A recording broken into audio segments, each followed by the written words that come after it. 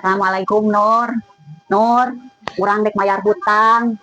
Ari hutang urang kira-kira sabaraha nya Nur? Tumben si Ece ada bager ngomongnya. 200 cek. Oh nyanggeus atuh Nur. Ye, ku urang dibayar 300. Cek, nah 300 kan urang mah ngahutangkeunna teh make bunga. Ah, baik Nur. Nu 100 namah keur maneh we, keur meuli baso. Hitung-hitung tanda terima kasih urang ka maneh Nur. Sok ngahutangkeun ka urang di saat urang butuh. Geus we 200 dibayar pokona ge urang mah geus seneng. Komo Ece geus inget kana mayar nama. Najan saingatna mayarna oge. Baik Nur, urang mah ridho. Urang teh geus ingat di kamari oge hayang mayar hutang. Da meureun karek ayeuna bogana oge.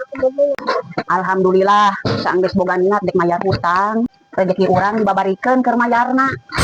Da geuning boga hutang mah Nur, urang teh teu geunah sare. Hirup tenang.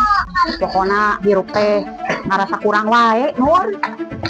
Heeh Cek, urang ngahargai jelema teh bagaimana cara manehna mayar hutang. Lamun manehna mayar hutang tepat waktu, sanajan manehna nyicil, tah berarti jelema eta boga harga diri. Lamun manehna henteu mayar hutang, eta berarti manehna teu boga harga diri. Jeung teu tahu diri.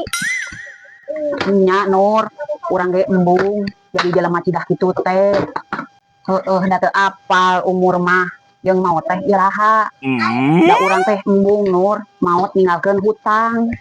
Kan karunya keluarga urang nanggung hutang urang, kudu mayaran hutang-hutang urang. Nya Cek, da urang mah teu apal, engke balesan di akhirat. Nu teu mayar hutang kumaha?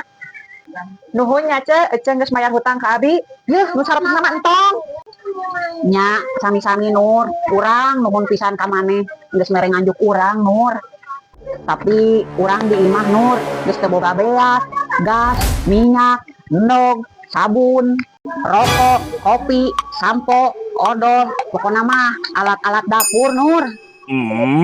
Ayo dah nama loba duit. Kalau nya Cek, urang siapkeun heula. Nya Nur.